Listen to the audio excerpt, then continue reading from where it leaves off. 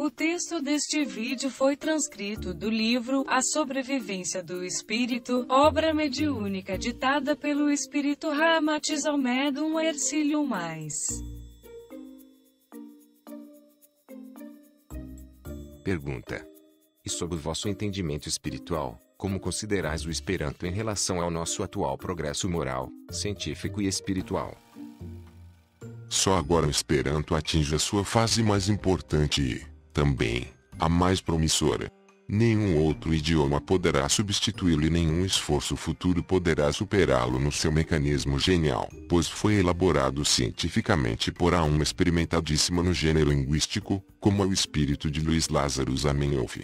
Ele foi sempre um dos mais avançados linguistas que se encarnaram no vosso orbe e já havia tido a oportunidade de estagiar em outros mundos mais evoluídos, onde estudou as bases fundamentais e definitivas para o êxito de um idioma de ordem universal, na Terra. Em encarnações anteriores, ele viveu na Hebreia, na Grécia e no Vale do Tibre, na Itália, a fim de concatenar pouco a pouco os elementos fundamentais e descobrir a terminologia necessária que mais tarde serviria para o estabelecimento definitivo do Esperanto.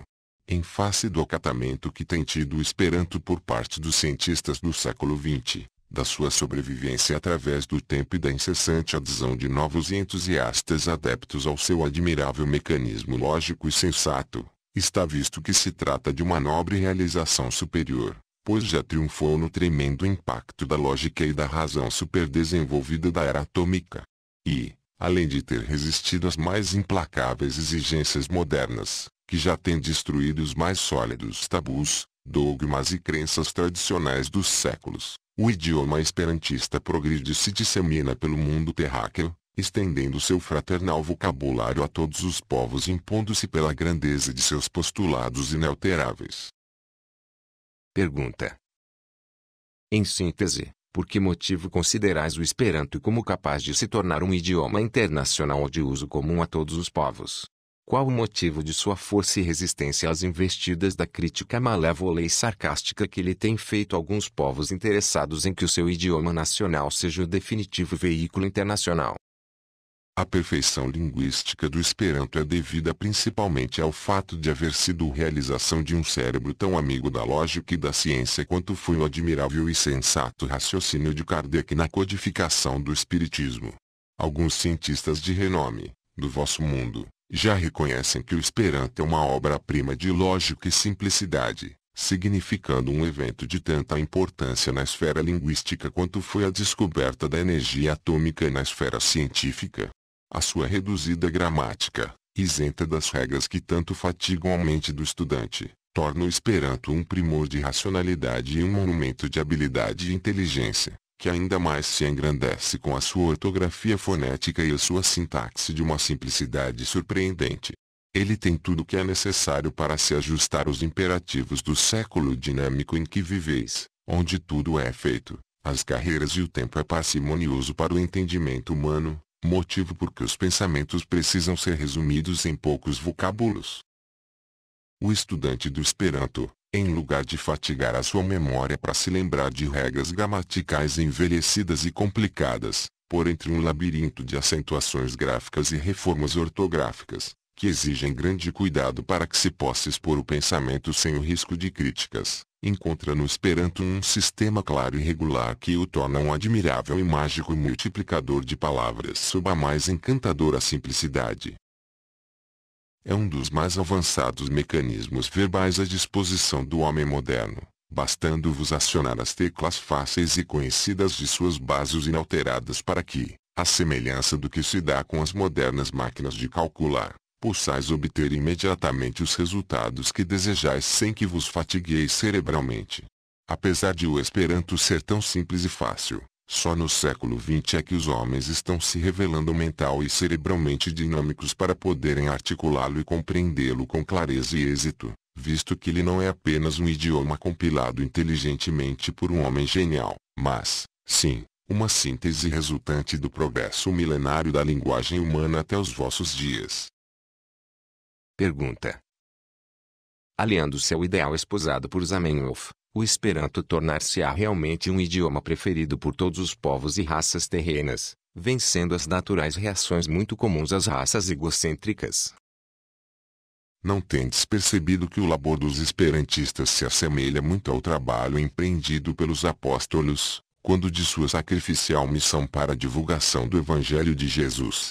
Eles são homens em sua maioria desinteressados de quaisquer proventos, pois trabalham com abnegação e gastam suas existências no esforço tenaz e corajoso de expor o ideal do Esperanto. Alguns não só empregam nisso o seu tempo precioso, como também o seu dinheiro, sem fins utilitaristas.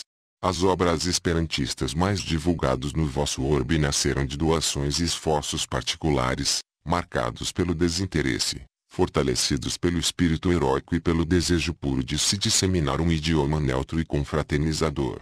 Através dessa divulgação nobre e generosa, permanece vivo e se alimenta um sonho crístico de concórdia, esperança e confraternização verbal entre todos os homens. Evocando o trabalho heróico dos primeiros cristãos, muitos dos quais tornaram a se reencarnar como novos apóstolos do idioma esperantista, devo dizer-vos que este movimento é imune a qualquer desânimo, mordacidade, prejuízo ou sacrifício. Os seus divulgadores são dominados por um anseio ardente e uma fé tenaz, que realmente é capaz de levá-los a demolir montanhas e obstáculos tremendos, para o êxito completo de obra tão meritória. São almas treinadíssimas, do passado, e que sempre estiveram presentes e acostumados aos surtos das grandes realizações espirituais em favor da humanidade, tendo se sacrificado heroicamente para a glória da arte, da ciência, da religião e da moral espiritual.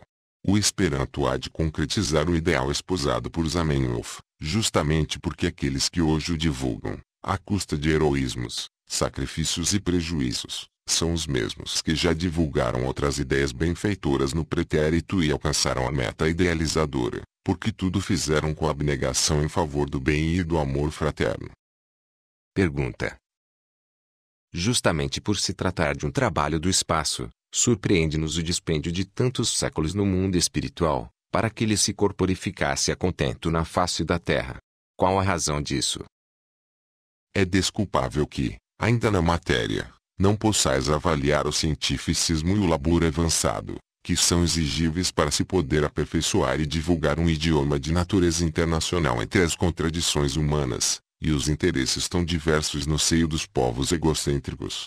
Trata-se de algo mais importante do que uma simples forma verbal para as relações humanas. É a missão a ser realizada no ambiente terreno, ainda preso pelas algemas das paixões animais, e que não é capaz de entender a essência íntima do Esperanto, que, além de sua expressão idiomática, ainda é avançada mensagem espiritual fraterna endereçada a todos os povos. Como o terrícola só pode perceber pelos 5 sentidos o aspecto exterior das coisas fenomênicas da matéria, ainda crê que todo progresso humano seja simples obra da natureza, assim como que a criação de um idioma deva ser fruto apenas do progresso dos encarnados. A vida e sua admirável metamorfose significa para ele apenas um produto disciplinado do acaso, ou então o resultado de um toque mágico da providência divina que deve se encontrar sempre à disposição dos desejos humanos.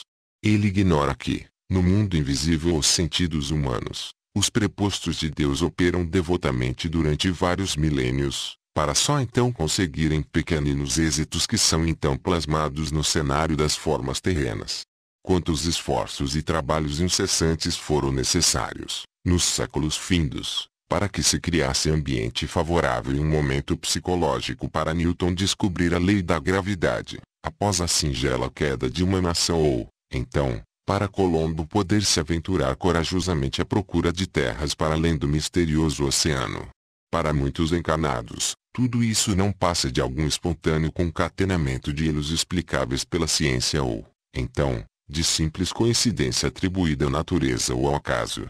O homem terreno sempre viu cair em maçãs todos os dias, outros sempre saíram mar afora para efetuar seus negócios, sem que nenhum descobrisse algo de importante. No entanto, Newton e Colombo descobriram leis e terras que revolucionaram os povos e as ideias do velho mundo.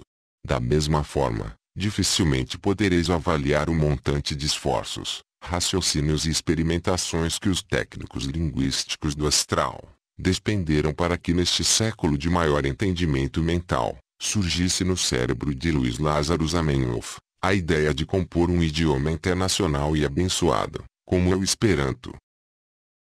Evidentemente, para ser-vos-á, que houve demasiada demora nos mundos astrais para se terminar a tarefa prosaica de se divulgar um idioma fraternista no mundo físico, e que assim mesmo só é preferido por um diminuto contingente humano.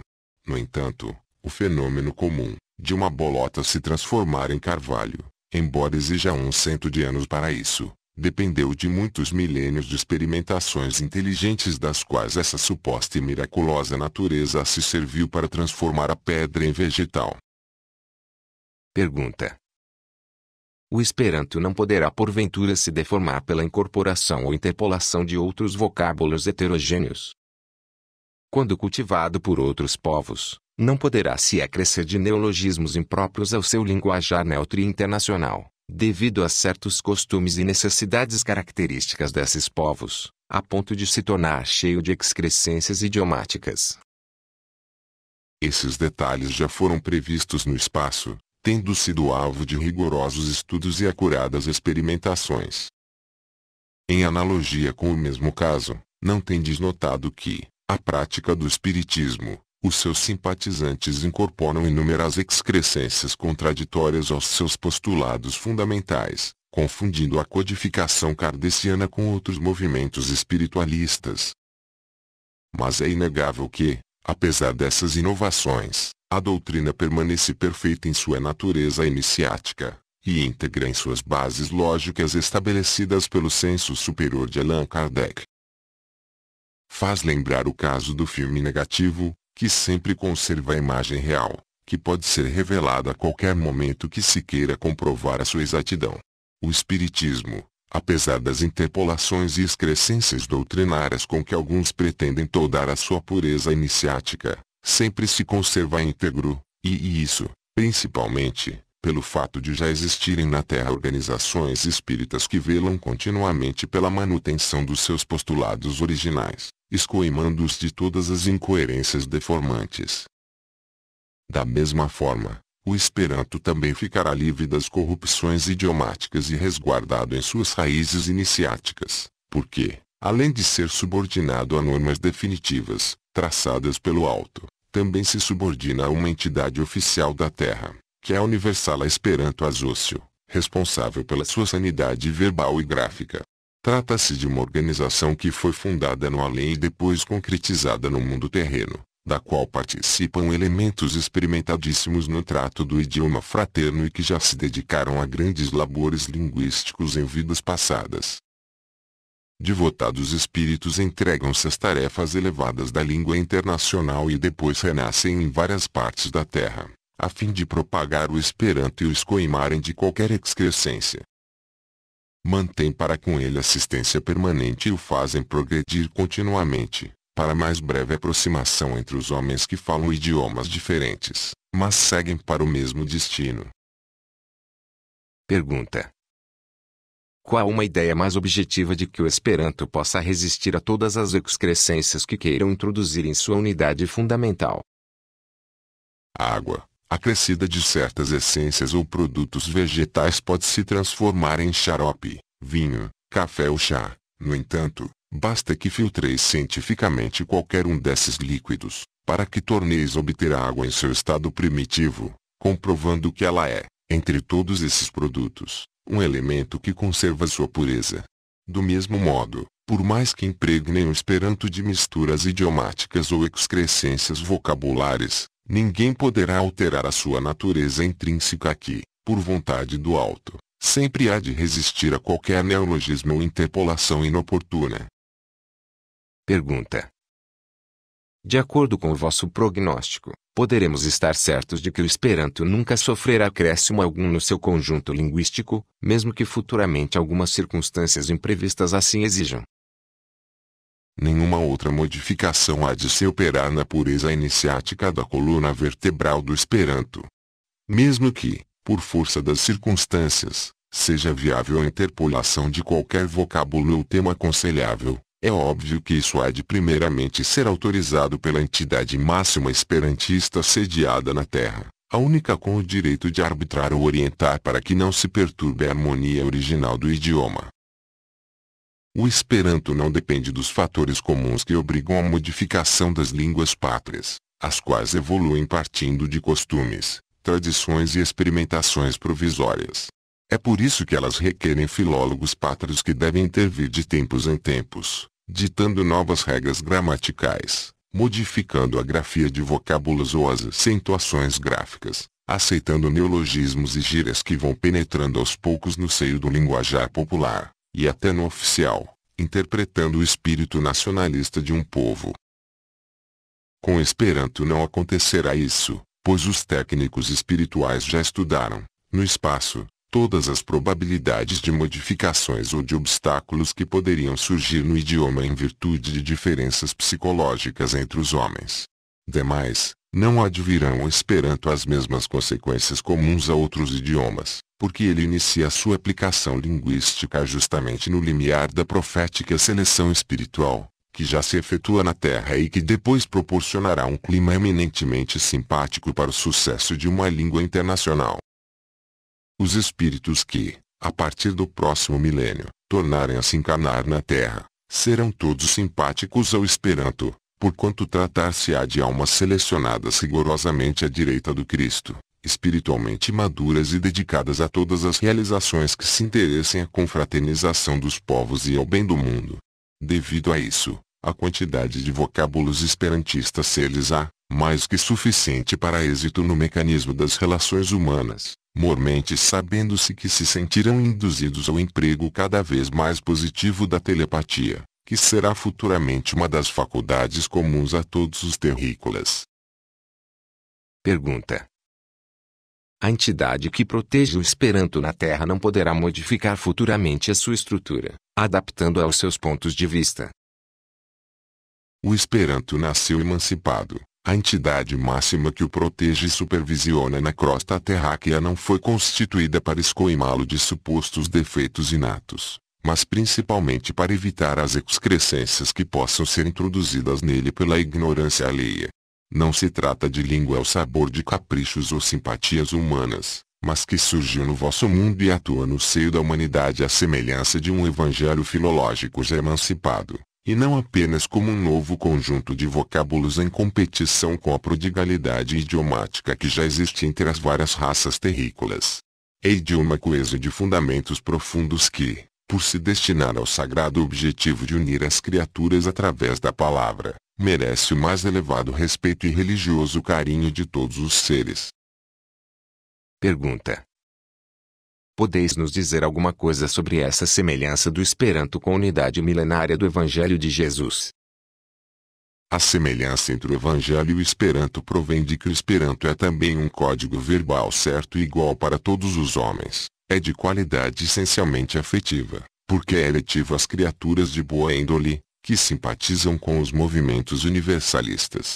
A sua mensagem messiânica está acima das orgulhosas barreiras raciais e dos patriotismos exagerados. É um admirável multiplicador de frequência verbal confraternizadora entre todos os povos da Terra, concorrendo para que os sentimentos racistas se adoçem através de um mesmo entendimento idiomático. Ainda se descobre certa semelhança do Esperanto com o Evangelho de Jesus, porque é linguagem fraterna endereçada à humanidade, porém, simples, neutra, fácil de aprender, pura da pronúncia e exata na expressão. Em sua essência íntima transparece algo do sacrifício, humildade e ternura de Zamenhof, que o impregnou de sua verdadeira santidade e fortaleceu a sua unidade espiritual. Quando no vosso mundo se houver concretizado o sonho venturoso de um só povo e uma só língua, melhor compreendereis que o Esperanto não é apenas um veículo de entendimento verbal entre as criaturas espiritualizadas, mas, realmente, uma doutrina filológica de eleição universal. Essa compreensão ainda não é geral, porquanto o gosto e a preferência por um idioma universal só pode identificar almas inclinadas ao amor fraterno entre os homens, pois os tiranos, os egocêntricos e os ditadores, e os há, muitos em vosso mundo, só respeitam e se devotam fanaticamente ao nacionalismo de sua raça, Por isso eles se recusam a cultivar uma linguagem que os obrigue a um entendimento fraterno além dos seus interesses mesquinhos e do seu exclusivismo de pátria e raça, ou fora de sua parentela terrena. Sem dúvida, pesa-lhes até a perda de tempo para aprender um idioma, cuja função principal ainda os impele em favor de outrem. Não vos é estranho o fato de governos totalitários, da terra, ditadores draconianos, e inimigos da emancipação espiritual haverem proibido o uso do Esperanto em seus países, como Hitler na Alemanha, Stalin na Rússia. Eis, pois, o espírito do Esperanto e as principais características que muito afinizam a natureza e índole doutrinária do Evangelho de Jesus, pois o seu linguajar superior é como uma fonte límpida situada no deserto da incompreensão humana, que mitiga a sede do viajeiro sedento de intercâmbio fraterno.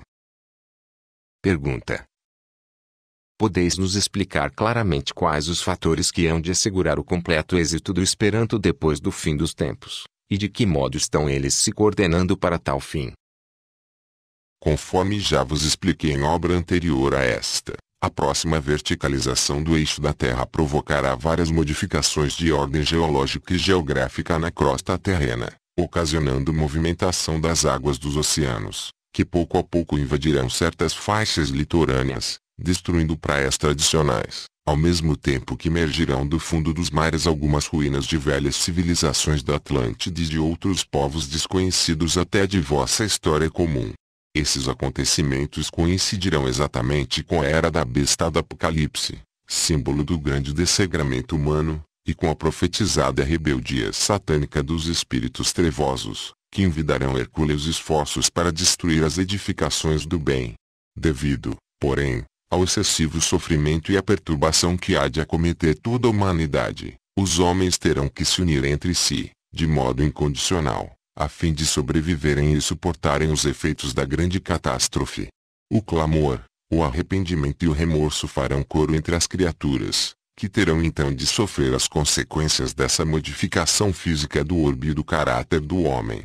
A confraternização e afetividade, que nascerão então entre as criaturas sobreviventes, hão de eliminar muitas das fronteiras nacionalistas e seitas religiosas separativistas, favorecendo a efusão espiritual tão desejada e proporcionando, então, o clima psicológico destinado a concretizar a divulgação e o sucesso completo do Esperanto entre todos os seres terrenos.